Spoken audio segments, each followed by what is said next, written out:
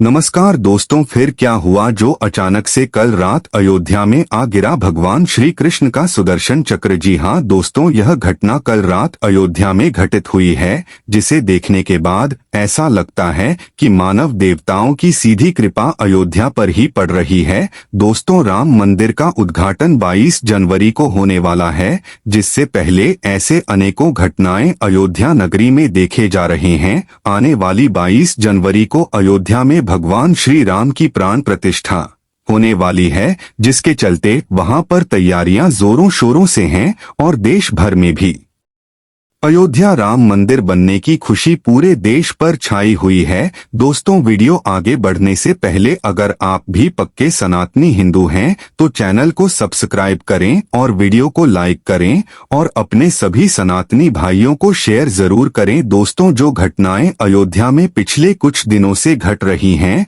वह लोगों को सोचने पर विवश कर रही है कि आखिर ऐसा क्यों हो रहा है, जिसमें सर्वप्रथम गिद्धों के झुंड की वीडियो सोशल मीडिया पर वायरल हुई और गिद्धों के झुंड को अयोध्या में देखा गया। उसके बाद भालू के झुंड को अयोध्या में देखा गया। ऐसे कि बहुत सी घटनाएं अयोध्या में घट रही हैं, लेकिन अब जो घटना वहां घटी है उसे देखने के बाद ऐसा महसूस होने लगा है जैसे कि भगवान श्री राम साक्षात अयोध्या नगरी में आ रहे हैं। उससे पहले उनके सभी अस्त्र शस्त्र, उनके जितने भी बड़े बड़े भक्त हैं, वह अयोध्या में प्रकट हो रहे हैं। दोस्तों, कल रात सुदर्शन चक्र जब अयोध्या में आकर गिरा तो पल भर के लिए तो ऐसा लगा जानो पूरी धरती ही कांप उठी है। चारों तरफ प्रकाश ही प्रकाश था और एक बड़ा विस्फोट अयोध्या में हुआ, जिसे देखकर सभी लोग हैरान हो गए। सभी के मन में यह शंका थी कि आखिर यह हुआ क्या, लेकिन जब उसे गौर से देखा गया, उसके पास जाकर देखा गया, तो पता लगा कि वह सुदर्शन चक्र है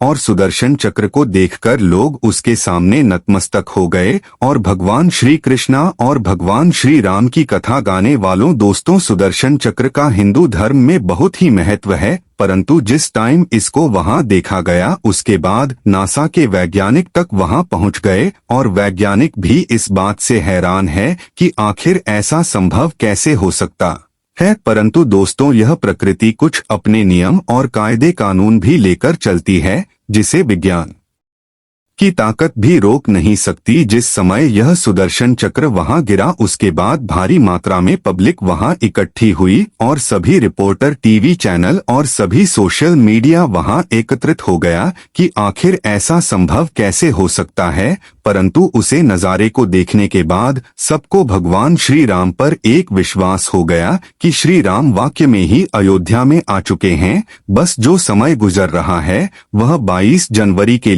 लिए गुजर रहा है, क्योंकि 22 जनवरी को भगवान श्री राम की प्राण प्रतिष्ठा होगी और चारों तरफ बहुत ही अच्छा माहौल होगा। दोस्तों, सुदर्शन चक्र के बारे में तो आप जानते ही होंगे, वह चक्र जो भगवान श्री कृष्ण ने धारण किया था। सुदर्शन चक्र की मदद से भगवान श्री कृष्ण ने अनेक असुरों का वध किया था। इस चक्र को विष्णु ने गढ़वाल के श्रीनगर स्थित कमलेश्वर शिवालय से तपस्या करके प्राप्त किया था। सुदर्शन चक्र एक ऐसा अस्त्र है जो अपने लक्ष्य तक पहुंचकर वापस आ जाता है। दोस्तों, सुदर्शन चक्र भगवान विष्णु के पास एक अमोघ अस्त्र था जो उनके कृष्ण अवतार के अंदर भी उनके साथ था। कहा जाता है कि सुदर्शन चक्र की मदद से कृष्ण ने अनेक असुरों का वध कर दिया था। यह असुरों का वध करने के लिए और देवताओं की रक्षा करने के लिए भगवान कहा जाता है कि प्राचीन समय के अंदर जब राक्षसों का अत्याचार देवताओं पर बहुत अधिक बढ़ गया तो सारे देवता भगवान विष्णु के पास पहुंचे और राक्षसों से बचने का आग्रह करने लगे। तब भगवान विष्णु के पास भी ऐसा कोई अस्त्र नहीं था कि वह राक्षसों का वध कर सके। इस वजह से भगवान विष्णु कैलाश पर्वत पर जाकर 1000 नाम की स्तुति करने लगे। उसके बाद वह हर नाम के साथ एक पुष्प शिव को अर्पित करने लगे। उसके बाद भगवान शिव ने विष्णु की परीक्षा लेने के लिए विष्णु के लिए 1000 पुष्प में से एक पुष्प को छुपा दिया। भगवान शिव की माया की वजह से विष्णु को पता नहीं चल सका। वे एक पुष्प को ढूंढने लगे। उसके बाद उन्होंने भगवान शिव को अपना एक नेत्र अर्पित किया। तब भगवान शिव प्रसन्न हुए और विष्णु को वरदान मांगने को कहा। तब विष्णु ने ऐसा अमोघ शास्त्र देने की प्रार्थना की जिसकी मदद से राक्षसों का संहार किया जा सके। फिर भगवान शिव ने सुदर्शन चक्र उनको दिया था। भगवान विष्णु और श्री कृष्ण ने सुदर्शन चक्र से अनेक दोस्तों का वध किया था। कहा जाता है कि भगवान विश्वकर्मा की बेटी का विवाह भगवान सूर्य से हुआ था। सूर्य के अधिक ताप की वजह से वह अपना वैवाहिक जीवन नहीं जी पा रही थी। भगवान शिव ने सूर्य का ताप लेकर सुदर्शन चक्र को और पुष्पक विमान को भी बनाया था। भगवान विष्णु को सुदर्शन चक्र प्राप्त होने के संदर्भ में एक अन्य कथा का भी उल्लेख मिलता है। वित्त मनु नामक ब्राह्मण रहते थे। उनकी पत्नी का नाम धर्मशिला था। वे सदाचारी महिला थी। उनके पुत्र का नाम उपमन्यु था। वे लोग इतने गरीब थे कि उनके पास अपने पुत्र को पिलाने के लिए दूध तक नहीं था। अपने पुत्र को चावल के धोवन की रूप में पिलाता थी। एक दिन वह अपने माता पिता के साथ किसी भोज पर गया जहां पर उसने दूध से बनी हुई खीर खाई। तब उसे दूध के स्वाद के बारे में पता चल गया। उसके बाद अगले दिन बालक ने असली दूध की मांग की और चावल के धोबिन को पीने से इनकार कर दिया। उसके बाद धर्मशिला ने बताया कि तुम विरूपाक्ष की सेवा करो। उसकी माता ने आगे बताया कि श्री राम प्राचीन समय के एक महान असुर राजा थे।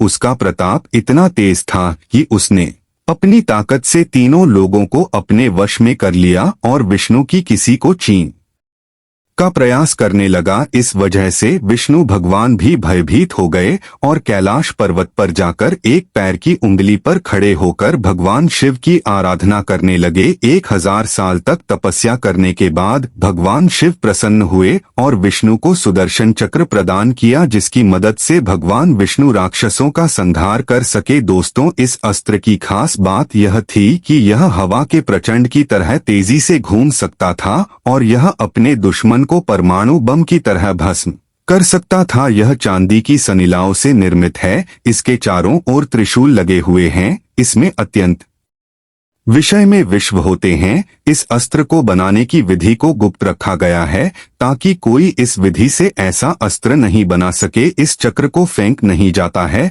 बल्कि इच्छा शक्ति से इसको दुश्मन के खिलाफ इस्तेमाल किया जाता है। एक बार यह उंगली से निकलने के बाद यह दुश्मन का नाश करके ही वापस आता है। सुदर्शन चक्र के अंदर 108 दांत होते हैं। यह 8 किलोमीटर की यात्रा करने में सक्षम होता है। यह दुश्मन का तब तक पीछा करता है जब तक कि वह आत्मसमर्पण नहीं कर देता। आत्मसर्पण करने के बाद भगवान विष्णु खुद उसे बचाने आते हैं। दोस्तों, सुदर्शन चक्र को अयोध्या में देखकर अब यह महसूस होता है कि सच में भगवान राम अयोध्या में आ चुके हैं, क्योंकि उनका अस्त्र उनका शास्त्र भी उनके पीछे पीछे अयोध्या आ चुका है। तो आने वाली 22 जनवरी को आप भी अपने परिवार के साथ मिलकर इस राम दिवाली को मनाएं। तो मित्रों, आपको ऐसे ही वीडियो देखने के लिए हमारे चैनल को सब्सक्राइब करें। मिलते हैं अगले वीडियो में। धन्यवाद।